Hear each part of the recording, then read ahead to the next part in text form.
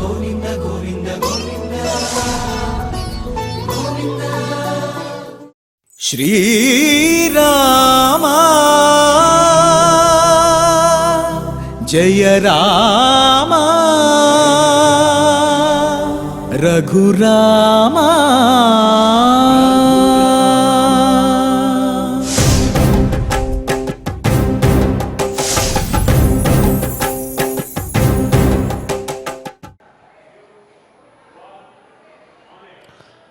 ఓం నమో వెంకటేశాయ. నిరవధి సుఖమిందిరా కటాక్షం క్షపిత సురేంద్ర చతుర్ముఖాది దుఃఖం నరవరమనిశం నతోస్మి నిత్యం వరదమహం వరచాపబాణహస్తం. నిరవధికమైనటువంటి సుఖాన్ని భక్తులందరికీ కూడా అనుగ్రహించేవాడు. అంతేకాదు తన అనుగ్రహంతో పాటు అమ్మవారి యొక్క కటాక్షాన్ని కూడా భక్తులకు అందజేసేవాడు. అదేవిధంగా బ్రహ్మాది దేవతలందరి యొక్క దుఃఖంలోనూ కూడా పోగొట్టేవాడు. నరులలో శ్రేష్ఠుడై మానవ జన్మకు సార్థకత ఏ విధంగా చేకూరుతుంది అని తాను ఆచరించి అందరికీ కూడా మార్గదర్శకుడిగా ఉన్నటువంటి వాడు. వరములను ఇచ్చే వరచాప ధారి అయినటువంటి ఆ రామచంద్రమూర్తికి నమస్కరిస్తూ తదభిన్న స్వరూపుడైనటువంటి శ్రీవారి అనుగ్రహంతో భక్తులందరూ కూడా సకల సంపదలతో తొలతూగాలి అని ఆకాంక్షిస్తూ తిరుమల తిరుపతి దేవస్థానం వారు స్వామివారి సమక్షంలో నిర్వహిస్తున్నటువంటి సకల సంపత్ప్రదమైన శ్రీమద్ రామాయణం బాలకాండ పారాయణ కార్యక్రమంలో నేటికి మనం 386వ రోజులో ప్రవేశించాము. మరి స్వామివారి యొక్క అనుగ్రహం కలగాలి అంటే, స్వామివారు మనకు వరములను ఇస్తూ వరదునిగా ఉండాలి అంటే మనం చెయ్యవలసినది అనన్య శరణాగతితోటి స్వామిని ఆశ్రయించడమే. ఆ విధంగా శరణాగతి చేసే శ్రీ తాళ్లపాక అన్నమాచార్యుల వారి యొక్క సంకీర్తన శ్రీ కె ఉదయభాస్కర్ గారు అన్నమాచార్య ప్రాజెక్టు కళాకారులు వారు వారి బృంద సహకారంతో ఆలపించే శరణు శరణు సురేంద్ర సన్నుత శరణు శ్రీసతి వల్లభ అనే సంకీర్తన ఆలకిద్దాము. ఓం నమో వెంకటేశాయ.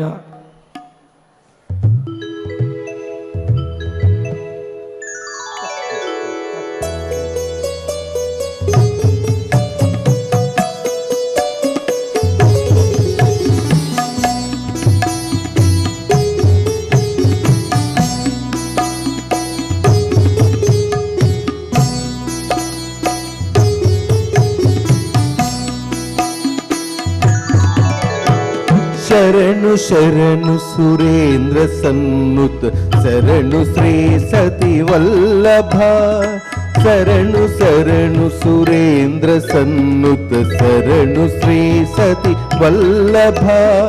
శరణు రాక్షస గర్వ సంహర శరణు వెంకటనాయక. శరణు రాక్షస గర్వ సంహర శరణు వెంకటనాయక. శరణు శరణు సురేంద్ర సన్నుత శరణు శ్రీ సతి వల్లభ.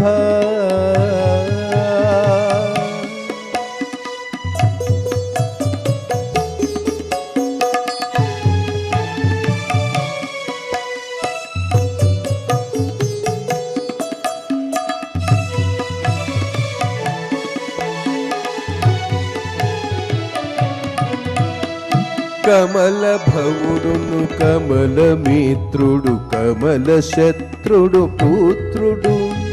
కమల భవుడును కమల మిత్రుడు కమల శత్రుడు పుత్రుడు. క్రమముతో మీ కొలువుకిప్పుడు కాచిన రెచ్చరికయా. క్రమముతో మీ కొలువుకిప్పుడు కాచిన రెచ్చరికయా. శరణు శరణు సురేంద్ర సన్నుత శరణు శ్రీ సతి వల్లభ. శరణు రాక్షస గర్వ సంహర శరణు వెంకటనాయక. శరణు శరణు సురేంద్ర సన్నుత శరణు శ్రీ సతి వల్లభ.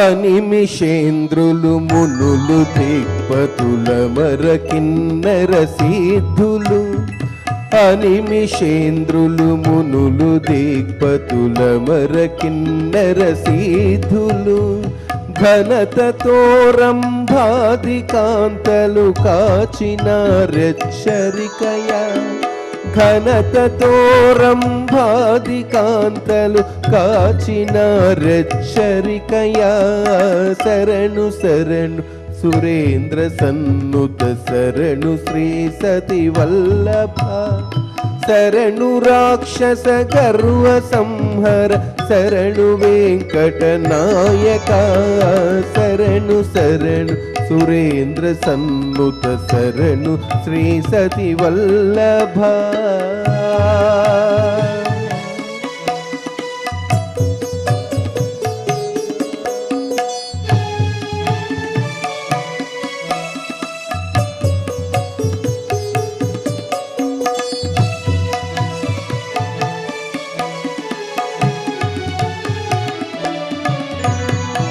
ఎన్నగల ప్రహ్లాద ముఖ్యులు నిన్ను కొలువగవచ్చిరి ఎన్నగల ప్రహ్లాద ముఖ్యులు నిన్ను కొలువగవచ్చిరి విన్నపము వినవయ్య తిరుపతి వెంకటాచల నాయక విన్నపము వినవయ్య తిరుపతి వెంకటాచల నాయక శరణు శరణు సురేంద్ర సన్నుత శరణు శ్రీ సతి వల్లభ శరణు రాక్షస గర్వ సంహర శరణు వెంకట నాయక శరణు శరణు సురేంద్ర సన్నుత శరణు శ్రీ సతి వల్లభ శరణు రాక్షస గర్వ సంహర శరణు వెంకట నాయక శరణు శరణు సురేంద్ర సన్నుత శరణు శ్రీ సతి వల్లభ శరణు శ్రీ సతి వల్లభ శరణు శ్రీ సతి వల్లభ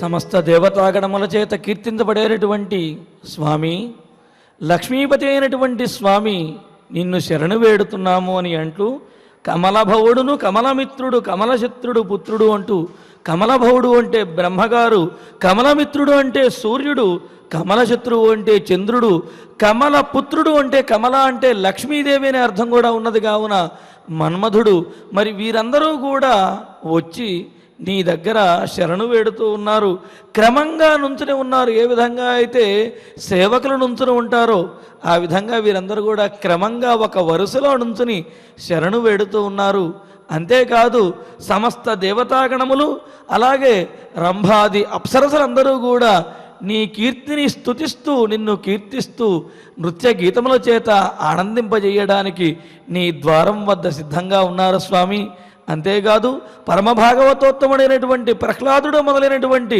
భాగవత అగ్రేసరందరూ కూడా నిన్ను కీర్తించడానికి వచ్చి నీ దర్శన భాగ్యం కోసం వేచి ఉన్నారు స్వామి కావున మా అందరి యొక్క విన్నపములను ఆలకించి మమ్మల్ని రక్షించవయ్యా అని స్వామివారిని శరణాగతి చేస్తున్నటువంటి సంకీర్తన అటువంటి శరణాగత వత్సలుడైనటువంటి స్వామివారి యొక్క అనుగ్రహంతో మన బాలకాండ పారాయణ కార్యక్రమాన్ని ప్రారంభించుకుంటూ శ్రీ గురు ధ్యానపూర్వకంగా సమష్టిగా సత్సంకల్పం చేసుకుందాము.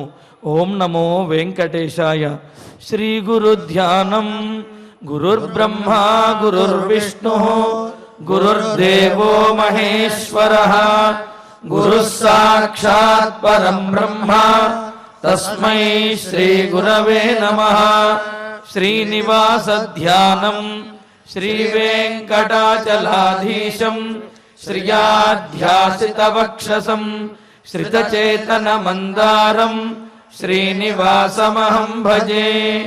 అధ సంకల్పః శ్రీమదాదివరాహ క్షేత్రే విరాజమానస్య శ్రీ పద్మావతీ జానేః అఖిలాండ కోటి బ్రహ్మాండ నాయకస్య శ్రీరామచంద్ర రూపాంతరస్య भगवतः श्रीवेङ्कटेश्वरस्वामिनः सन्निधौ हनुमत्सीता लक्ष्मण भरतशत्रुघ्न परिवार समेत श्रीरामचन्द्र परब्रह्मणः परिपूर्णानुग्रहेण अस्मिन् भुवने अतिशीघ्रमेव विशूचिकाकृमेः विनाशनार्थं भारतवर्षस्य अभिवृद्धौ निमग्नानां विद्या वित्तवाणिज्य कृषिवैद्यवैज्ञानिक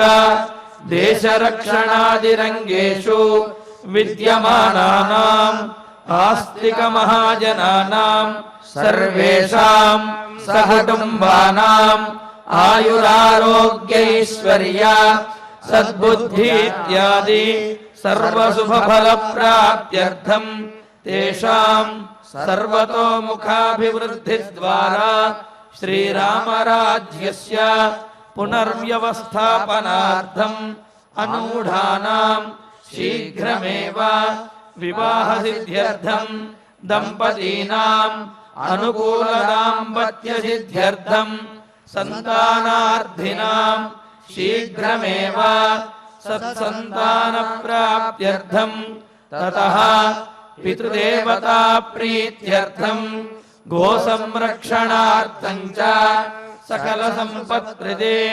श्रीमद्वाल्मीकिरामायणान्तर्गते बालकाण्डे यथाशक्ति श्लोकव्याख्यानपुरःसरं 45 सर्गश्लोकपारायणम् तथा श्रीमद्योगवासिष्ठे विशूचिका महामारी निवारकस्य महामन्त्रस्य पारायणम् श्रीधन्वन्तरि मन्त्रपारायणं च अन्योन्यसाहाय्येन आचार्यमुखेन करिष्यामहे। श्रीवाल्मीकि प्रार्थना। वाल्मीकिर्मुनिसिंहस्य कवितावनचारिणः शृण्वन् रामकथानादं को न याति परां गतिम्। श्री आञ्जनेय प्रार्थना। यत्र यत्र रघुनाथ कीर्तनं तत्र तत्र कृतमस्तकाञ्जलिं बाष्पवारि परिपूर्णलोचनं मारुतिं नमत राक्षसान्तकम्। श्रीरामायण प्रार्थना। वेदवेद्ये परे पुंसि जाते दशरथात्मजे वेदः प्राचेतसादासीत् साक्षात् रामायणात्मना। श्रीराम प्रार्थना। आपदामपहर्तारं दातारं सर्वसम्पदां लोकाभिरामं श्रीरामं भूयो भूयो नमाम्यहम्। श्रीरामचन्द्र परब्रह्मणे नमः। अथ श्रीमद् रामायणे बालकाण्डे 45 सर्गः। श्री गुरुभ्यो नमः। श्री वेंकटेश चरणौ शरणं प्रपद्ये। श्रीरामाय नमः। कामधेनुं वसिष्ठोऽपि यदा न त्यजते मुनिः तदास्य शबलां राम విశ్వామిత్రోన్వకర్షత. వశిష్ఠుల వారు ఆ మునియాశ్రమం, కామధేనువు, నందిని, శబల, విశ్వామిత్రుల వారు బ్రహ్మలోకం లాంటి ఆ వశిష్ఠ మహర్షి యొక్క ఆశ్రమంలో పిల్లలు పెద్దలు అందరూ గుమిగూడి ఏం జరగబోతుందా అని ఉత్కంఠతో ఉన్నారు. వశిష్ఠ మహర్షి నిశ్చలంగా ఆత్మారాముడై ప్రశాంతంగా ఉన్నారు. విశ్వామిత్రుల వారు కోపం ఆపుకోలేక అసహనంతో అడిగేదేమిటి, బలవంతంగా లాక్కెళ్ళిపోవడమే అన్నట్లుగా దానికి సిద్ధపడుతున్నారు. ఆ సందర్భంలో శతానందుల వారు రామచంద్రమూర్తితో చెప్తున్నారు, రామా, యదా ముని వసిష్ఠోపి కామధేనుం న త్యజతే. వశిష్ఠ మహర్షి ముని అయ్యుండి ఆత్మానుసంధానం చేస్తూ ఆత్మారాముడై ప్రశాంతంగా ఉన్న సమయంలో ఇలా నీకు గవాం శతసహస్రేణ దీయతాం శబలా మమ అని మొదలుపెట్టి సాగించినటువంటి ఆ బేరసారాలను ఏమాత్రం పట్టించుకోక నిర్ద్వంద్వంగా రెండో మాట లేకుండా తన అభిప్రాయాన్ని స్పష్టం చేసిన సందర్భంలో వశిష్ఠ మహర్షి ఇంకా ఈ గోవును విడిచిపెట్టడు అని విశ్వామిత్రులకు అనిపించిన ఆ సమయంలో యదా కామధేనుం నత్యజతే, ఎప్పుడైతే ఆ కామధేనువును విడిచిపెట్టట్లేదో తదా విశ్వామిత్ర అస్య శబలాం అన్వకర్షత. ఆ సమయంలో విశ్వామిత్రుడు అస్య ఈ వశిష్ఠ మహర్షి యొక్క ఆ సమయంలో కూడా అంత నిశ్చలంగా అంత ప్రశాంతంగా భగవదారాధనం చేస్తున్నటువంటి ఆ వశిష్ఠ మహర్షి యొక్క శబలను, ఆ నందిని ధేనువుని అన్వకర్షత బలవంతంగా ఆ మెడలో గంట కట్టినటువంటి ఆ తాడు పట్టుకుని బరబర ఈడ్చుకెళ్ళిపోతున్నారట. అంతకు ముందు కొద్ది సమయం క్రితం జరిగినటువంటి సంఘటన వశిష్ఠుల వారు విశ్వామిత్రుల్ని వద్దు బాబోయ్ వద్దు, మీ అనుగ్రహ దృష్టి ఉంటే చాలు అని చెప్పిన సందర్భంలో కాదు కాదు అని బతిమాలి న్యమంత్రయత అన్నారు, బలవంతంగా ఒప్పించారు తాను ఇచ్చేదానిని తీసుకోవడానికి. ఎందుకు అంటే వేదం చెప్తోంది అతిథి దేవో భవ, అతిథియే దేవతగా కలవాడవుగా నువ్వు మసులుకోవాలి అని వేదమంతా ఉపదేశం చేసేసిన సందర్భంలో చిట్ట చిగురున వేదాంతములు అని వ్యవహరించేటటువంటి ఉపనిషత్ భాగంలో యజుర్వేదం ఇలా చెప్తోంది, నువ్వు ఎన్ని పూజలు హోమాలు నోములు వగైరాలు చేసినా అతిథిని కనుక ఒక దేవతగా ఆదరించనట్లయితే నీ పూజలు ఫలితాలు అంతా వ్యర్థం. వేదంలో ఒక సందర్భంలో ఒక మాట ఒక్కసారే చెప్పడం జరుగుతుంది. ఒకసారి కంటే ఎక్కువ సార్లు చెప్పడం జరిగింది అంటే దాని విషయంలో ఇంకా ఇంకా ఇంకా ఇంకా జాగ్రత్తగా ఉండాలి అని అన్నమాట. అతిథి దేవోభవ అని చెప్పి ఊరుకోకుండా వేదం అతిథయశ్చ స్వాధ్యాయ ప్రవచనేచ అని మళ్ళీ హెచ్చరిస్తోంది. ఋతంచ స్వాధ్యాయ ప్రవచనేచ సత్యంచ స్వాధ్యాయ ప్రవచనేచ అని మొదలుపెట్టి దమముండాలి, శమముండాలి, అతిథి పూజ ఉండాలి అని చెప్తోంది. స్వాధ్యాయము అంటే వేదం, ప్రవచనము అంటే తెలిసినదే ఒక రకంగా వేదోచ్చారణం, దానిని విడిచిపెట్టుకోకూడదు, నువ్వు చదువుకుంటూ ఉండాలి, నీ దగ్గరికి వచ్చినటువంటి శిష్యులకు చెప్తూ ఉండాలి అని చెప్తూ అతిథయశ్చ ఆ అతిథులను కూడా అంతే శ్రద్ధగా ఒక మహోత్కృష్టమైన ఒక గొప్ప ఉపాసనగా ఆ అతిథులను నువ్వు ఆదరించాలి అని చెప్తోంది. ఎందుకంటే ఆ అతిథి యొక్క స్థితి అటువంటిది. వశిష్ఠుల వారు ఆ సేనలకేసి చూసిన సందర్భంలో ఏం గమనించారనుకున్నాం మనం, ఎవరికి ఏది అందితే దానిని తినేస్తూ ఉండేటటువంటి సందర్భం. తాను సమర్థుడై ఉండి తనకు విభవం ఉండి తను వద్దనుకున్నా అలాంటి విందు భోజనాలను వారందరికీ కూడా పెట్టి వారి ఆకలిని తీర్చాలి అని అన్నారు. ఆకలి అనేది మహా చెడ్డ శత్రువు. ప్రతి పూట మనం ఎదుర్కొని పోరాడి దాన్ని బలవంతంగానైనా సరే అణిచివేయవలసినటువంటి శత్రువు. ఈ రకములైనటువంటి మనల్ని బాధించేవారు 6 ఉంటారు అని మొదలుపెట్టి మన శాస్త్రం మనకి చెప్తోంది. శోకమోహౌ జరామృత్యు క్షుత్పిపాసే షడూర్మయ అని చెప్తోంది. 6 విధములైనటువంటి ఊర్మి అన్నదానికి పీడను కలిగించేవి, మనల్ని బాధించే అంశాలు అని అర్థం. ఒకటి శోకం, మరొకటి మోహం, తరువాత జరామృత్యు ఇది అందరికీ తెలిసినదే. ముసలితనం, వయసు ఉడికిపోవడం, తర్వాత మృత్యు అన్నదానికి రోగములు, అవన్నీ కూడా అర్థాలు. ఇవి రెండూ కూడా పీడిస్తూ ఉంటాయి. క్షుత్పిపాసే వాటి జతలోకే చేరినటువంటి మరొక రెండు అంశాలు.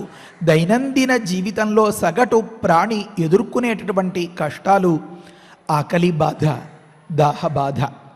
క్షుత్పిపాసామలాంజ్యేష్ఠామలక్ష్మీర్నాశయామ్యహం శ్రీ సూక్తం అలా ఉంది కదా. క్షుత్పిపాసామలాంజ్యేష్ఠామలక్ష్మీర్నాశయామ్యహం అభూతిమసమృద్ధించ సర్వాన్నిర్నుదమే గృహాత్. ఆ అమ్మవారిని లక్ష్మీ కటాక్షం కోసం ప్రార్థించేటటువంటి ఆ సమయంలో అమ్మ బ్యాంకు బ్యాలెన్సులు, వస్తువులు, వాహనాలు వగైరాలు ఎన్ని ఉన్నా నన్ను పట్టి పీడించేటటువంటి రెండు ప్రధానములైనటువంటి అంశాలు, ఆ అంశాలు రెండు ఉన్నంత వరకు అలక్ష్మి దరిద్రదేవత ఎప్పుడు నట్టింట ఉన్నట్లే. కనుక నాకు ఆకలిగా ఉన్నప్పుడు తృప్తిగా రుచికరంగా తినడానికి, దాహంగా ఉన్నప్పుడు నా దాహం తీర్చేలాగా నేను ఏదైనా తాగడానికి నాకు ప్రసాదించవమ్మా అని ఒక తాత్పర్యం. క్షుతు అన్నదానికి ఆకలి బాధ, పిపాస అన్నదానికి దాహబాధ. కనుక ఈ శోకమోహములు రెండు, జరామృత్యువులు రెండు, క్షుత్ పిపాసలు రెండు, షడూర్మయ సగటు ప్రాణి ఎదుర్కోవలసినటువంటి కష్టాలయ్యా అని చెప్తున్నారు. అక్కడ వర్ణిస్తూ దీన్ని విశ్లేషిస్తూ బుభుక్షాచ పిపాసాచ ప్రాణస్య, ఈ ప్రాణం దడదడలాడే సందర్భం, ఈ ప్రాణం గిలగిలా కొట్టుకునేటటువంటి సందర్భాలు ఖచ్చితంగా ప్రతి పూట సగటు ప్రాణి ఎదుర్కొనేటటువంటివి రెండు సందర్భాల్లో వస్తాయట. ఎలాగా? ఒకటి బుభుక్ష అంటే ఆకలిగా ఉంది, ఏదైనా తింటే బాగుండు అని అనిపించేటటువంటి ఆ క్షుద్బాధ, ఆకలి బాధ. గొంతు ఎండిపోతోంది, ఎక్కడైనా చుక్క నీరు దొరుకుతుందా అని ఎదురు చూసేటటువంటి ఆ స్థితి పిపాస అంటారు. బుభుక్షాచ పిపాసాచ ప్రాణస్య, ఈ ప్రాణానికి రెండు కష్టాలట ప్రతినిత్యం. మళ్ళీ మనసస్మృతౌ శోకమోహో అని అన్నారు. ఈ మనస్సుతో ఏదైనా గుర్తు తెచ్చుకోవాలి అంటే, స్మరించాలంటే, తలుచుకోవాలి అంటే శోకము, మోహము ఇవి రెండు కూడా దానికి మనస్సుకి బాధను కలిగిస్తూ ఉంటాయట. మనస్సును సవ్యంగా పనిచేయనివ్వవన్నమాట. శరీరస్య జరామృత్యు అని ఒక మాట చెప్పారు. ఈ దేహాన్ని బాధించేవి ఒకటి ముసలితనం, మరొకటి మృత్యువులు, రోగాలు ఇవి. కనుక షడూర్మయ అని చెప్పారనమాట. ఊర్మి అన్నదానికి ఒక రకమైనటువంటి అశక్తత, ఒక రకమైనటువంటి దౌర్బల్యం, ఒక రకమైనటువంటి వేదన అని అర్థం చెప్తారు.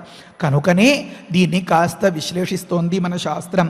ఎలా అంటే రోగాలు చాలా బాధ పెడతాయి అని అనుకుంటారు లోకంలో. అంతంతటి రోగ బాధల కంటే కూడా ఆకలి బాధ ఇంకా ఎక్కువండి. ఆకలి బాధలో రోగ బాధ పెద్దగా తెలియదండి అని చెప్తున్నారు. ఏమని? వ్యాధయ నిర్జితా సర్వే క్షుధజా నృపసత్తమ అని చెప్తున్నారు అన్నమాట. క్షుధ అంటే ఆకలి అని అనుకున్నాం కదా. ఈ ఆకలి ముందు రోగ బాధలు అన్నీ ఓడిపోతాయి, బలాదూర్ అని అన్నారు. అందుకనే చెప్తున్నారు ముకుటి స్రగ్వి తథైవ అలంకృత నర క్షుధార్త న విరాజేత అని చెప్తున్నారు. పెద్ద పెద్ద బంగారు కిరీటాలు పెట్టి, మణులు మాణిక్యాలు పొదిగినటువంటి ఆభరణాలు వగైరాలు అవన్నీ వేస్తే వ్యక్తికి అందం వస్తుంది అని అనుకుంటారేమో. వాటితో మనిషి ఆ అందాన్ని ఎక్కువసేపు నిలబెట్టుకోలేడు. ఆకలితో ఉన్నప్పుడు ప్రేతవతు తృషితో నృణాం అని చెప్తున్నారు అన్నమాట. చనిపోయిన వాని వలె ఏ రకమైనటువంటి కళాకాంతులు లేకుండా తేజోవిహీనంగా అయిపోతాడు వ్యక్తి. ఎప్పుడైతే పొట్ట నిండిందో ముఖంలో కాస్త వెలుగు, తేజస్సు వస్తుంది. కనుక క్షుధార్త ఆకలితో బాధపడేవాడు న విరాజేత శోభించలేడు ఈ ఆభరణాల వల్ల, వీటి వల్ల. ముకుటి అంటే కిరీటం, స్రగ్వి అంటే మంచి ఆభరణాలు, గొలుసులు అవి వేసుకున్నవాడు. తథైవ అలంకృత నరః ఇంకా మిగతా ఆభరణాలతో అందంగా అలంకరిస్తే, ఏ పుట్టినరోజో పండుగలో ఏవైనా ఉత్సవాలు జరుగుతాయి అనుకోండి, పాపం ఆ పిల్లకి ఏదైనా పెట్టండరా తట్టుకోలేకపోతుంది అని అంటారు. ఆ వస్తువులు, వాహనాలు అన్నీ తీసి పడేసి కడుపు నిండా అమ్మ పెట్టినటువంటి ఆ చిన్న ముద్ద తింటే ఆ చంటి పాప ఈ ముఖంలో ఏదో తెలియని తేజస్సు. కనుక ప్రేతవతు చనిపోయిన వాని వలె, ఒక జడ పదార్థం వలె తృషితుడైన వాడు మానవులలో అందరిలో ఏ రకంగానూ కళాకాంతులు లేకుండా అయిపోతాడు. కనుక లోకంలో చాలా హాయిని సుఖాన్ని ఇచ్చేది ఒక అందమైన యువకునికి అందమైన స్త్రీ అని అనుకుంటారు. పొరపాటు. స్త్రీరత్నం వివిధాన్ భోగాన్, తనకు బాగా నచ్చినటువంటి మిగతా భోగాలను కల్పిస్తే అది చాలా తృప్తికరం సంతోషకరం అని అనుకుంటారు. అది కూడా పొరపాటు. కొంతమందికి వస్త్రములంటే మోజుండొచ్చు, కొంతమందికి ఆభరణములంటే మోజుండొచ్చు. ఇవి ఏవి కూడా కడుపు కాలిపోతున్న సందర్భంలో అక్కరకు రావు, అంత అందంగా అనిపించవు, అది తృప్తిని సంతోషాన్ని ఇవ్వలేవు. కనుక వేల్టికి ఆకలేసినప్పుడు ఇంత ముద్ద అన్నం దొరుకుతుందా అని ఎదురు చూసేటటువంటి సందర్భం చాలా దుర్భరమైన పరిస్థితి అని వర్ణిస్తోందన్నమాట మన శాస్త్రం. నచేచ్ఛతి నరః కించిత్ క్షుధయా కలుషీకృత, నీకు ఆ లాభం ఇస్తాను, ఈ లాభం ఇస్తాను, ఆ భోగాన్ని అందిస్తాను అని ఎన్ని రకాలుగా ఆశ చూపినా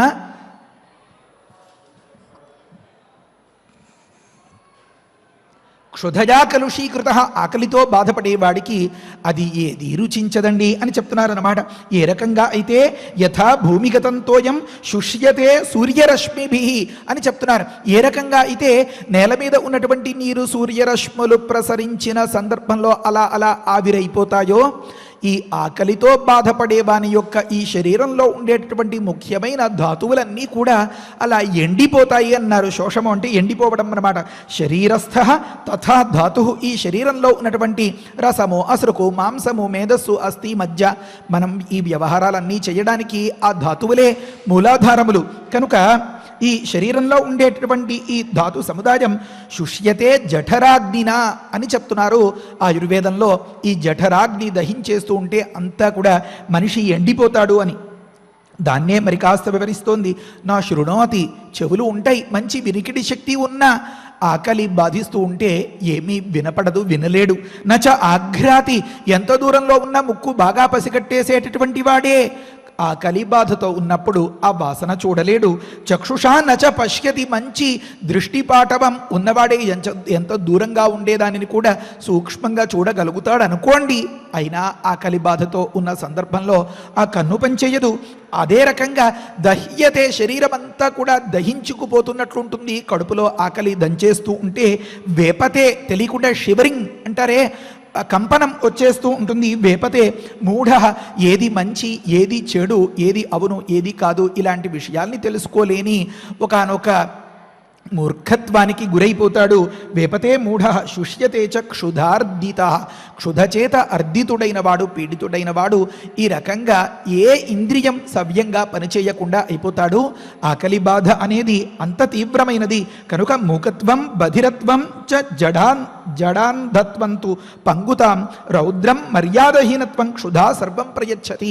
ఆకలి బాధ ఎంత సంపన్నుడైనా, ఎంత విద్యావంతుడైనా, ఎంత వివేకి వగైరాలు ఎంత ఉత్తముడైనా సరే చెప్పలేనంతటి నీచస్థితికి, దీనస్థితికి తెచ్చేస్తుంది.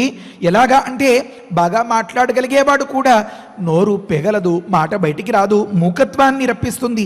బధిరత్వం, ఏం చెప్తున్నావో నాకేం అర్థం అవ్వట్లేదు, నాకు ముందు తినడానికి తాగడానికి ఏదైనా ఇవ్వండి అప్పుడు మాట్లాడతానంటాడు. బధిరత్వం వచ్చేస్తుంది, చెవిటివాడైపోతాడు. జడాంధత్వం, ఒక కట్టెలాగా ఏ రకమైనటువంటి చైతన్యం లేకుండా, కదలిక స్పందన లేకుండా అయిపోతాడు. అంధత్వాన్ని రప్పిస్తుంది. పంగుతాం, బాగా పరిగెత్తగలిగిన వాడు కూడా ఏమీ అంటే కాళ్ళు లేక నడవలేని వాని వలె, ఒక కుంటి వాని వలె అయిపోతాడు. తర్వాత రౌద్రం, చెప్పలేనంతటి కోపం వచ్చేస్తుంది. ఆ సందర్భంలో మర్యాదహీనత్వం, ఇంకా పెద్దవారు చిన్నవారు అనే భేదం లేకుండా ఒక రకమైనటువంటి దుర్మార్గానికి, దౌర్జన్యానికి తెగబడేలాగా చేస్తుంది. మర్యాదను విడిచిపెట్టేలాగా చేస్తుంది. ఆకలి అనేది క్షుధ సర్వం ప్రయచ్చతి. ఆకలి అనేటటువంటి ఒక్కటి ఎన్ని దారిద్ర్యాలనైనా కలిగించేస్తుంది అని చెప్తున్నారు అన్నమాట. ఆ సందర్భంలో భగినీం, చెల్లెలైనా పట్టించుకోలేడు, జననీం, తల్లినైనా పట్టించుకోలేడు, పుత్రం భార్యాన్ దుహితరం తథా, తనకు ఎంతో ప్రియమైనటువంటి పిల్లవాడైనా, భార్య అయినా, లేకపోతే కూతురైనా, భ్రాత స్వజనం వాపి, భ్రాత తమ్ముడైనా వీడు నావాడు అనుకునేటటువంటి వాడినైనా క్షుధా విష్టో నవిందతి, ఆకలి బాధతో ఉన్నవాడు ఎవరిని గమనించలేడు.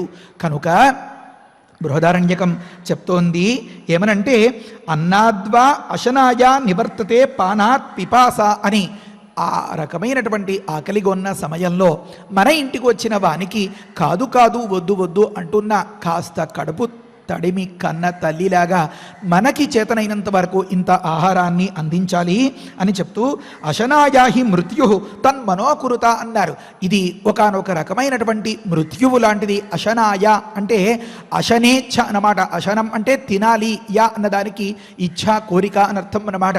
ఆకలితో ఉన్నవాడు నాకు తినడానికి ఏది దొరుకుతుందా అని బాధపడుతూ ఉండేటటువంటి సందర్భంలో అతడికి ఆదరించి ఇంత అన్నం పెట్టాలి.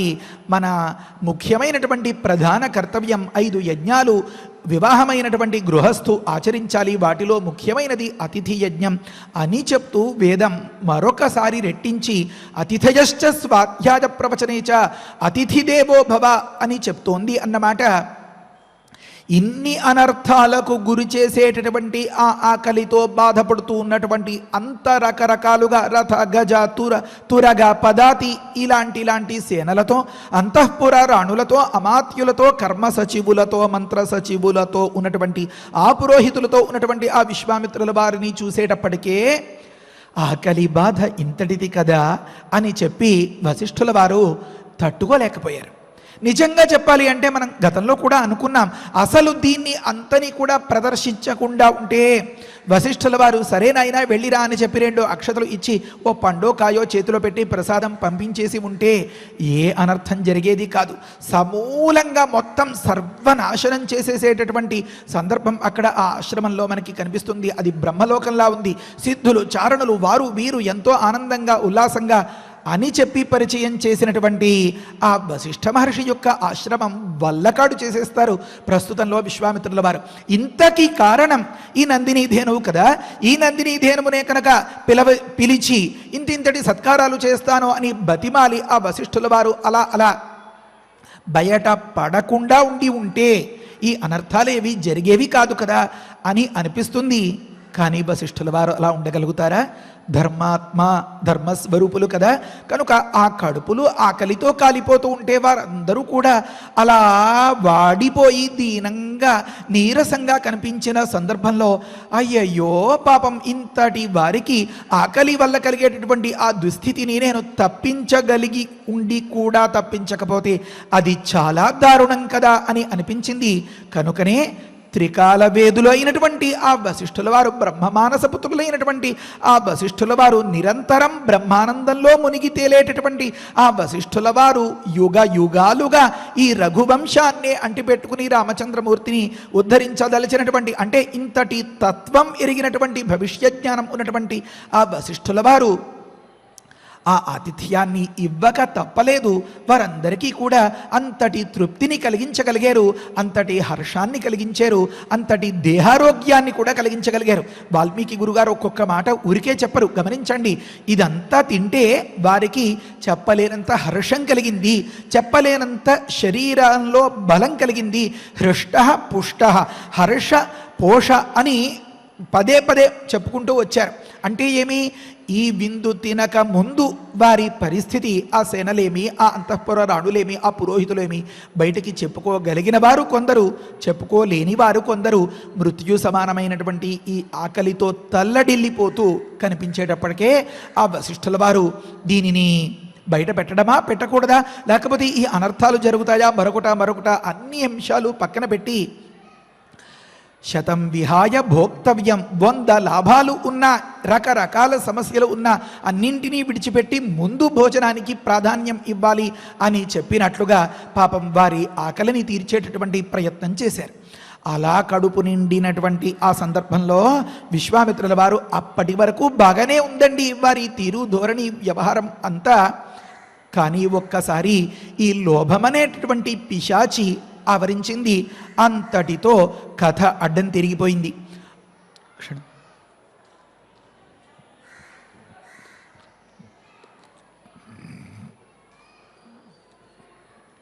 ఆ సందర్భంలో ఈ లోభం అనేటటువంటిది ఎంతటి ప్రమాదకారో పెద్దలు ఉపదేశం చేస్తున్నారు. అందుకనే పెద్దలు చెప్పేదాన్ని వింటూ ఉండాలి.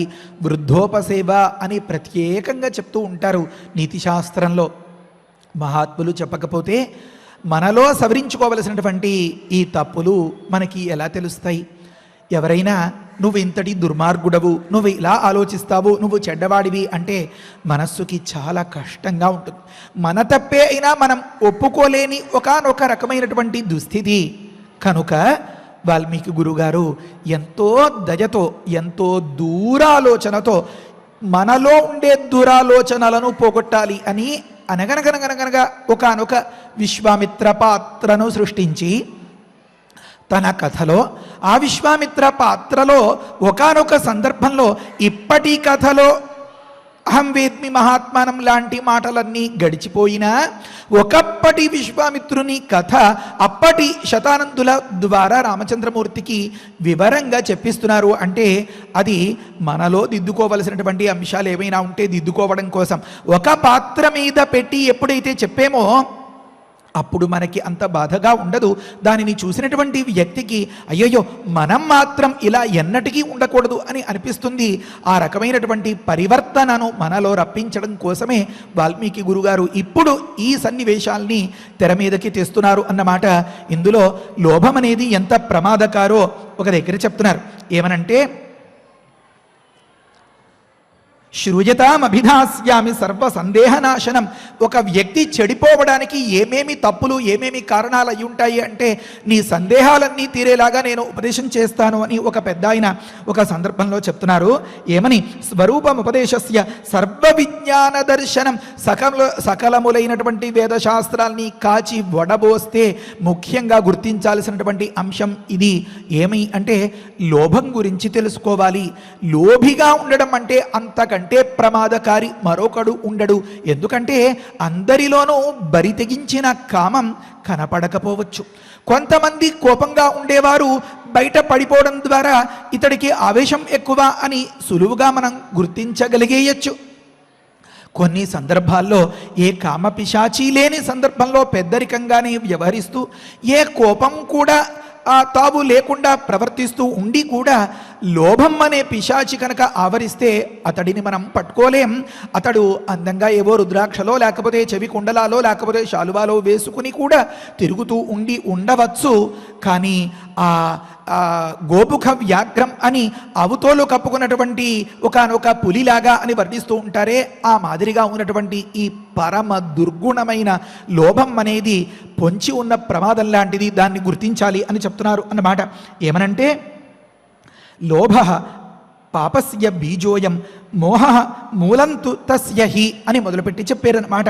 అంటే ఈ లోభం అనేటువంటి ఒకానొక విషవృక్షము సకల పాపాలకు మూలము, బీజము అని అన్నారన్నమాట.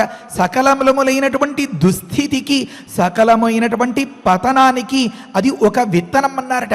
ఈ విత్తనం వేస్తే పెరిగేది ఏమి అన్నారు. దానికి ఒక కాండం ఏర్పడుతుంది అని ఒక చెట్టుని కల్పించి దాని మీద ఆరోపించి చెప్తున్నారు అన్నమాట. లోభం అనేది సకల పతనములకు బీజమైతే ఆ బీజాన్ని నాటితే, ఆ బీజం గనక మనస్సులో నాటుకుంటే అంటే లోభం కలిగితే పెరిగేటటువంటిది మోహము అని అన్నారన్నమాట. ఏది మంచి ఏది చెడు అనేటటువంటి విచక్షణను కోల్పోయి నేను అనుకున్నది నాకు దక్కాల్సిందే, నాకు తీరాల్సిందే అనేటటువంటి ఒకనొక బిహేవియర్, ఒక చెడు ప్రవృత్తి బయలుదేరుతుందన్నమాట. దానికి మరి చెట్టు కొంతవరకు పెరిగిన తర్వాత ఇలా విడుతుంది కదా, దాన్ని స్కంధములు అని అంటారన్నమాట. ఇలా పంగలగా విడుతుందన్నమాట. ఆ స్కంధము అనేది, అసత్యము అనేది స్కంధము ఈ లోభవృక్షానికి. ఆ తరువాత మరి కొమ్మలేవండి ఈ శాఖకు అని అన్నారు. మాయా అని అన్నారు.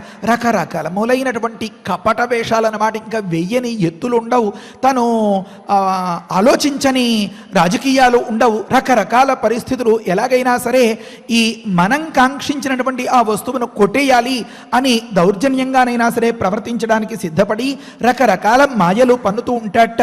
ఆ మాయలే ఈ లోభ వృక్షానికి శాఖలు. మరి ఆకులేవండి అని అన్నారు. దంభము, కౌటిల్యము అని అన్నారన్నమాట. రకరకాల నటన, రకరకాల కాపట్యం, కపటంగా అన్నమాట. అంటే అవతలి వ్యక్తిని సులువుగా నమ్మించడానికి చేయరాని ప్రయత్నాలన్నీ చేస్తూ పడరాని పాటలన్నీ పడుతూ ఉంటాడు లోభిగా ఉండేటటువంటి వ్యక్తి. మరి ఈ లోభవృక్షానికి ఉండేటటువంటి పువ్వులేవి అన్నారు. కుకృత్యములు అని అన్నారు. అంటే దురాచారములు. ఇది తప్పు అని తెలిసినా కూడా ఆ చెడ్డ పనులు చేస్తూ ఉంటాడనమాట అతడు. మరి ఈ పువ్వులకు వచ్చేటటువంటి వాసన ఉంటుంది కదా లోకంలో, అదేమి అన్నారు? అది పైశూన్యం అని అన్నారు. అంటే ఇద్దరు కలిసి ఉంటే వీడి మీద వాడికి, వాడి మీద వీడికి ఏదో ఒకలాగా కాస్త కల్పించి పుట్టించి చెప్తూ ఉండడం, ఇద్దరి మధ్య విభేదాన్ని సృష్టించడం. పిశునుని యొక్క అలవాటుని పైశూన్యం అంటారు. పిశునుడు అంటే ద్విజిహ్వ అంటారు అనమాట. ఇప్పుడో మాట, తర్వాతో మాట, ముందో మాట, వెనకో మాట, నిన్న ఒకలాగా ఇవాళ ఒకలాగా అలా ప్రవర్తిస్తూ ఉండడం అని అన్నమాట. ఈ రకములైనటువంటి చెడ్డ పనులు అనేటటువంటి పువ్వులకు వచ్చేటటువంటి ఆ వాసన పైశూన్యం అని అన్నారన్నమాట. ఈ రకంగా చాడీలు చెప్తూ ఒకరి మీద ఒకరికి ఎక్కిస్తూ వారిని విడగొట్టేస్తూ తన లాభం పొందడానికి చేసే ఒకానొక ప్రయత్నం. మరి ఆ పువ్వుకి ఫలం వస్తుంది కదా, పండేమి అని అన్నారు. అది అజ్ఞానం అని చెప్పారు అనమాట. అంటే పూర్తిగా విచక్షణను కోల్పోయే స్థితికి చేర్చేస్తుంది అనమాట ఈ లోభం అనేది. మరి ఒక చెట్టు ఉంటే ఆ చెట్టు మీద పక్షులు అవి వాళ్తూ ఉంటాయి కదండి. ఈ లోభ వృక్షం మీద వాలేటటువంటి పక్షులేవండి అని అన్నారు. చెప్తున్నారు, ఛద్మ పాషండ చౌరాశ్చ కూటాహ క్రూరాశ్చ పాపినః అని అన్నారు. చెడ్డ పనులు చేసేవారు, చెడు ఆలోచనలు చేసేవారు, రకరకాల వ్యసన పరులు, రకరకాలుగా కోపంతో ఆవేశంతో విధ్వంసాలు సృష్టించేవారు, ఇలాంటి వారందరూ కూడా ఒక పక్షి రూపంగా ఆశ్రయించి ఈ లోభ వృక్షాన్ని అంటిపెట్టుకుని ఉంటారట. అంటే ఇటువంటి వారితో స్నేహం కలుగుతూ ఉంటుందన్నమాట. అటువంటి వారితో జతకట్టి వారు ఇంకా చెడిపోవడానికి అలాగా ఆ దారిని కల్పిస్తూ ఉంటుందన్నమాట ఈ లోభం అనేటటువంటిది. మరి ఆ పండ్లకు వచ్చేటటువంటి రసం ఎలాంటిదండి అని అన్నారు. అంటే అధర్మం అని చెప్తున్నారు అన్నమాట. ధర్మాన్నే విడిచిపెట్టేసి అసలు ధర్మం ఊసే లేకుండా అధర్మాన్నే పాటిస్తూ ఉంటాడు ఆ లోభి అనేటటువంటి వాడు. అలా మరి ఆ చెట్టు ఎలాంటి నీటితో పెరుగుతుందండి? మరి చెట్టు పెరగాలంటే నీరు కావాలి కదా. అంటే అక్కడ చెప్తున్నారు, భావోదకేన సంవృద్ధ అని అన్నారు. ఎప్పుడు కుత్సితములైనటువంటి చెడు ఆలోచనలే పిల్లి మీద ఎలక మీద పిల్లి ఎక్కిస్తూ ఉండడం, అక్కడిది ఇక్కడదక్కడ అలా చెప్తూ ఉండడం, రకరకాలుగా దుర్మార్గానికి తెగబడడం, ఎలాగైనా సరే అనుకున్నది సాధించే తీరాలి అనేటటువంటి దుర్బుద్ధితో ఉన్న వ్యక్తికి ఆ భావనలే, చెడు భావనలే ఆ లోభ వృక్షాన్ని పెంచి పోషించేటటువంటి నీరు అట. తస్య ఛాయాశ్రయణం పతనాయ అని చెప్తున్నారు అన్నమాట. పొరపాటునైనా సరే నాయనా నువ్వు ఆ చెట్టు నీడలోకి వెళితే సమూలంగా నాశనాన్ని కొని తెచ్చుకున్నవాడివి అవుతావు, పతనమైపోతావు అని చెప్తున్నారు అన్నమాట. మరొక్కసారి వినండి. లోభ పాపస్య బీజోయం మోహో మూలంతు తస్య హి అసత్యం తస్య చ స్కంధః మాయా శాఖాసు విస్తరః దంభ కౌటిల్య పత్రాణి కుకృత్యా పుష్పిత సదా పైశూన్యం తస్య సౌగంధ్యం అజ్ఞానం ఫలమేవ హి ఛద్మ పాషండ చౌరాశ్చ కూటాః క్రూరాశ్చ పాపినః.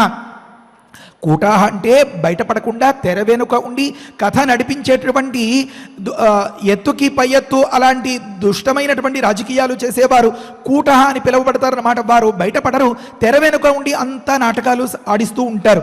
కూటాహ క్రూరాశ్చ పాపినః పక్షిణః తే మోహవృక్షస్య మాయాశాఖ్యాః సమాశ్రితాః అజ్ఞానంతు ఫలం తస్య రసః అధర్మః ఫలస్య హి భావోదకేన సంవృద్ధః తస్య సత్వాతు సతు ప్రియః అధర్మస్తస్య సురభి క్లేదశ్చ మధురాజతే తాదృశైశ్చ ఫలైశ్చైవ సుఫలః లోభపాదపః తస్య ఛాయాం సమాశ్రిత్య యో నరః పరివర్తతే.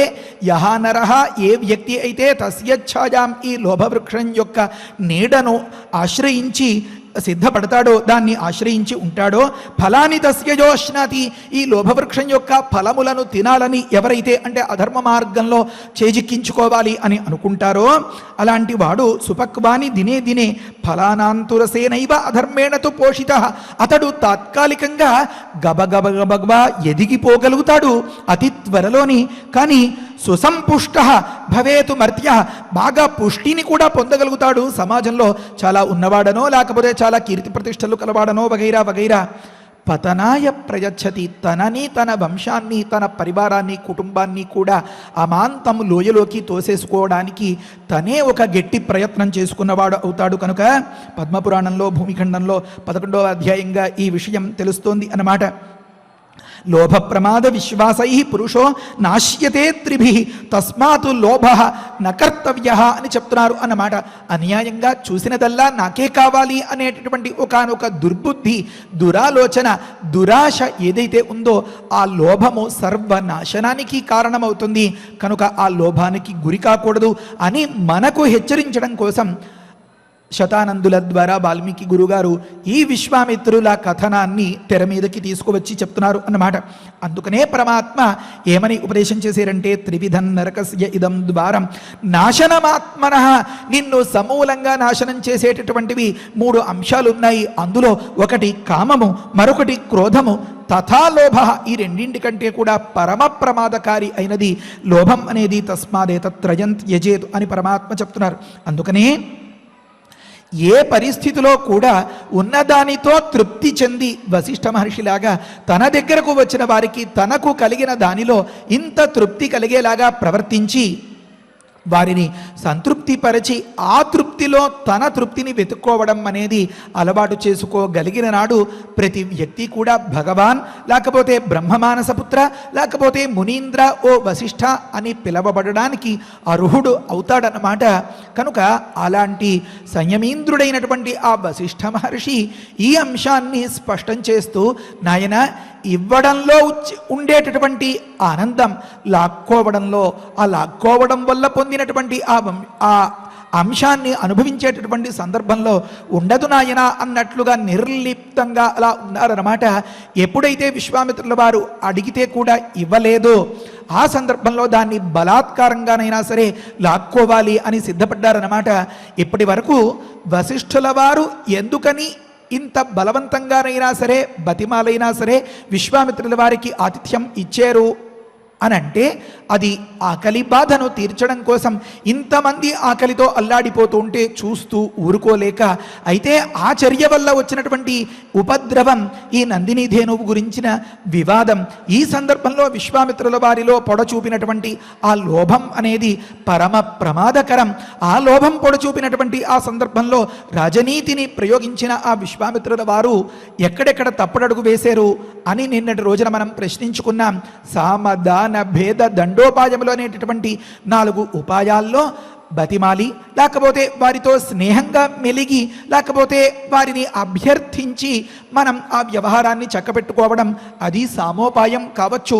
మరి దానము అంటే లేదా వారికి ఆశపడినంత ఇవ్వజూపి మన అంశాన్ని మనం చేజిక్కించుకోవడం అనేది దానోపాయం అని అంటారు. విశ్వామిత్రుల వారు అడిగి ఉంటే వశిష్ఠుల వారు మరొక ఆ నందిని ధేనువుని అలాంటి దానిని సృష్టించి ఇచ్చేవారేమో, అంతటి శక్తి సంపన్నులు కూడా. ఇంకా చెప్పాలి అంటే నిజంగానే అభ్యర్థించి చేయి పట్టి ఉంటే వశిష్ఠుల వారు అసలు ఆ నందిని ధేనువునే ఇచ్చేద్దురేమో. కానీ విశ్వామిత్రుల వారి ఆలోచన ఎక్కడ పొరపాటు పడింది అంటే, మహనీయులైనటువంటి ఆ బ్రహ్మఋషులు సకల లోకంలో ఉండేటటువంటి సకల భోగాలను తృణప్రాయంగా విడిచిపెట్టినటువంటి ఆ వశిష్ఠులు 100 ఆవులకు అమ్మేసుకుంటారా ఈ నందిని ధేనువుని అని ఆలోచించలేకపోయారు. విశ్వామిత్రుల వారు గవాం 100 సహస్రేణ, ఓ 100 1000 ఇంకా చెప్పాలి అంటే 1,00,000 ఆవులు పడేస్తాను నీకు, దీయతాం శబల మమ అని అనిపించేటప్పటికే ఈ విపరీత ధోరణి చూసినటువంటి ఆ వశిష్ఠుల వారు దీనిని ఎంత మాత్రం ఎంకరేజ్ చేయడం అంటారు కదా, ప్రోత్సహించడం అనేది తగదు అని స్పష్టంగా, నాయన దీన్ని ఇచ్చే ప్రసక్తే లేదు అని చెప్పిన సందర్భంలో మరి ఆ విశ్వామిత్రుల వారు ఆ నందిని ధేనువుని బలాత్కారంగా బరబర ఈడ్చికెళ్ళిపోతూ ఉంటే మరి అప్పుడు ఏం జరిగింది అనే అంశాన్ని మరుసటి రోజున వివరించుకుందాం. మనలో ఏ ఒక్కరిలోనో ఎన్నెన్నో సద్గుణాలు ఉన్నా ఏకాస్త ఉండకూడనటువంటి పరమ ప్రమాదకారి అయినటువంటి సమూలంగా నాశనం చేసేటటువంటి ఈ లోభము అనేటటువంటి మహా పాప వృక్షం, ఈ విష వృక్షం నాటుకోకుండా మన శ్రీరామచంద్రుడే మనల్ని అనుగ్రహించి ఆ లోభానికి ప్రతి అయినటువంటి అంటే వ్యతిరేకి అయినటువంటి సంపూర్ణమైనటువంటి తృప్తిని మన ఇల్లు వాకిలి, మన భార్య పిల్లలు, మనకి కలిగినటువంటి మన వస్తువులు వాహనాలు వీటి ద్వారా కలిగించి ఆ తృప్తితో మనల్ని ధనికుల్ని చేసి ఏ విధమైనటువంటి లోభానికి తెగబడకుండా అనుగ్రహించి రక్షించుగాక అని ప్రార్థిస్తూ హరయే నమః. స్వస్తి. ఆచార్యులు వారు చెప్పినటువంటి విశేషార్థాలను గుర్తుంచుకుంటూ శ్లోకాన్ని పారాయణం చేద్దాము. కామధేనుం కామధేనుం వసిష్ఠోపి వసిష్ఠోపి యదా యథా నత్యజతే మునిః నత్యజతే మునిః తదాస్య తదాస్య శబలాం రామ శబలాం రామ విశ్వామిత్రః విశ్వామిత్రః అన్వకర్షత అన్వకర్షత ఇత్యార్షే శ్రీమద్ రామాయణే శ్రీమద్ రామాయణే బాలకాండే బాలకాండే చతుఃపంచాశే సర్గే చతుఃపంచాశే సర్గే శ్లోకరత్నం శ్లోకరత్నం. రసరమ్యమైనటువంటి రామాయణ ప్రవచనంలో వశిష్ఠుల వారు ఇచ్చినటువంటి విందు భోజనాన్ని ఆరగించి మరి ఆనందాన్ని పుష్టిని కూడా పొందినటువంటి విశ్వామిత్రుల వారు మరి ఈ వైభవానికి కారణం ఆ ధేనువు శబలాన్ని తెలుసుకుని ఆ శబలని ఇమ్మని అడగటము, వశిష్ఠుల వారు ససేమిరా ఇవ్వటం కుదరదు అని చెప్పటము. అయితే ఈ సందర్భంలో విశ్వామిత్రుల వారు లోభావిష్ఠులై ఉన్నారు కావున లోభాత్ క్రోధ ప్రభవతి అని చెప్పినట్లుగా ఆ లోభం వలన కోపం అనేది వస్తుంది. మరి అటువంటి కోపమే విశ్వామిత్రుడికి కూడా వచ్చింది. మహారాజునైనటువంటి నేను అడిగితే ఈ ధేనువుని ఇవ్వరా అని చెప్పి అనుకుని కోపంగా ఆ శబలను బరబరా లాక్కుంటూ వెళ్ళిపోవడానికి ప్రయత్నిస్తూ ఉన్నారు. మరి ఆ తర్వాత జరిగినటువంటి సంఘటనలు ఏమిటి అనే విషయాన్ని మనం తరువాతి ప్రవచనంలో తెలుసుకుందాం.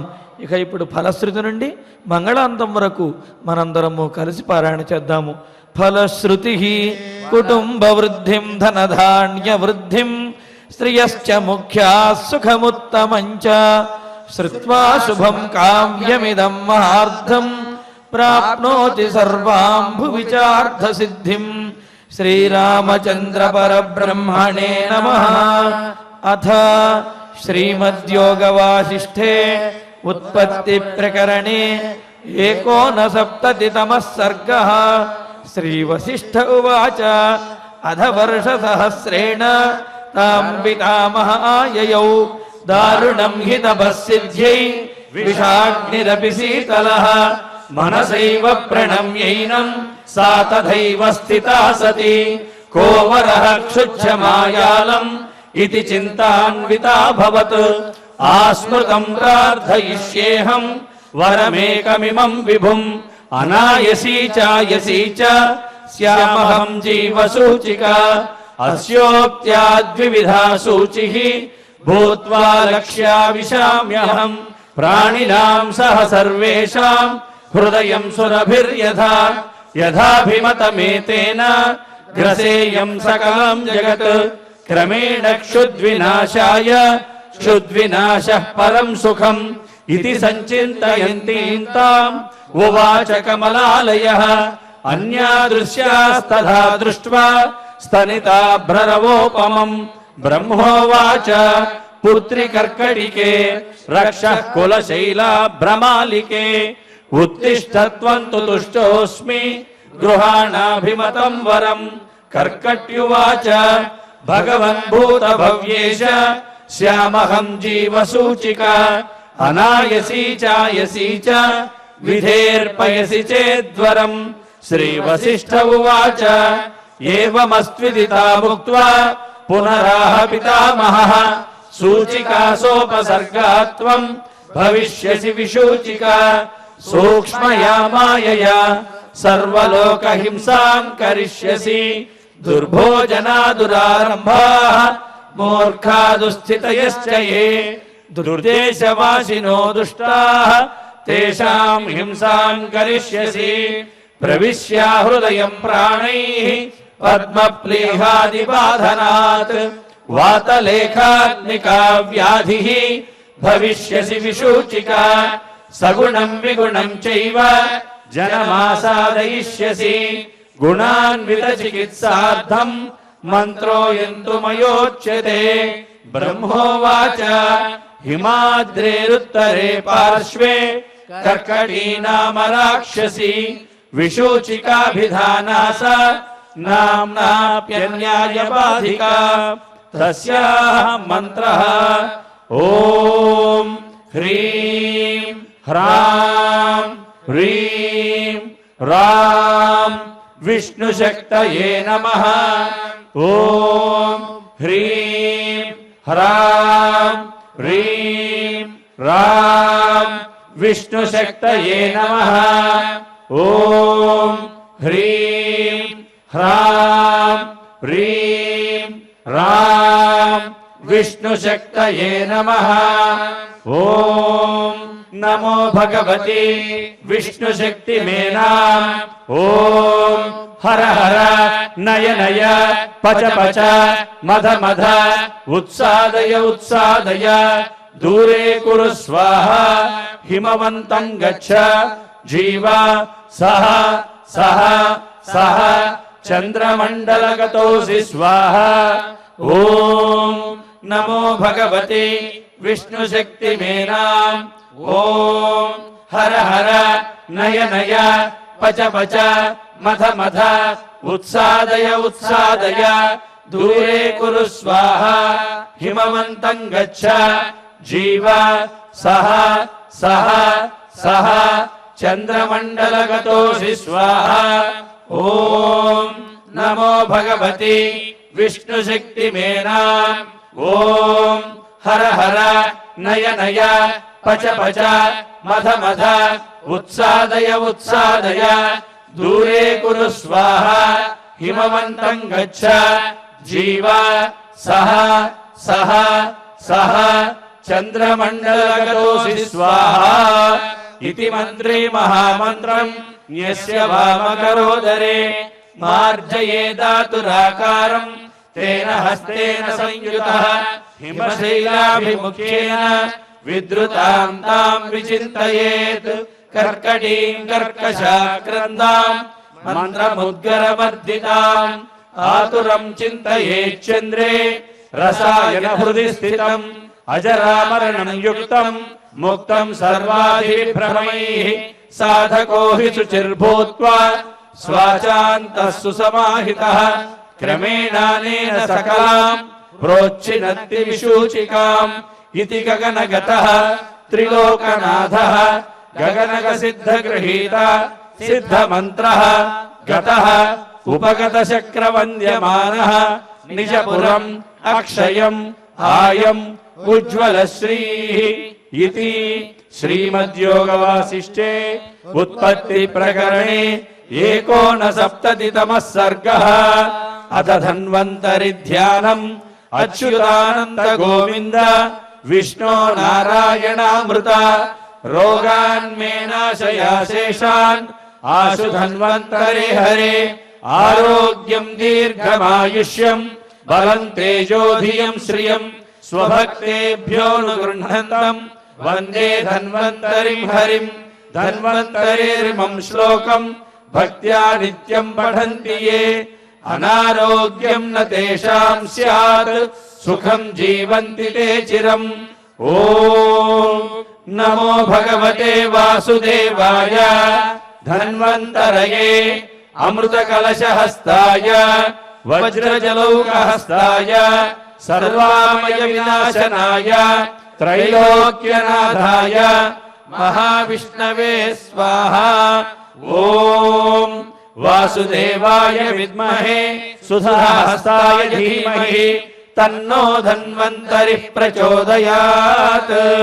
అధనవగ్రహ ప్రార్థనా ఆరోగ్యం పద్మబంధుర్వితరతు నితరాం సంపదం శ్రీతరస్మిః భూలాభం భూమిపుత్రః సకలగుణయుతాం వాగ్విభూతిం చ సౌమ్యః సౌభాగ్యం దేవమంత్రి రిపుభయశమనం భార్గవః శౌర్యమార్కిః దీర్ఘాయుస్సైమికేయః విపులతరయశః కేతుః ఆచంద్రతారం అరిష్టాని ప్రణశ్యంతు దురితాని భయాని చ శాంతిరస్తు శుభం మేస్తు గ్రహాః కుర్వంతు మంగళం అధ క్షమా ప్రార్థనా యదక్షరపదభ్రష్టం మాత్రాహీనం చ యద్భవేత్ తత్సర్వం క్షమ్యతాం దేవ నారాయణ నమోస్తుతే అధ భగవత్సమర్పణం కాయేన వాచా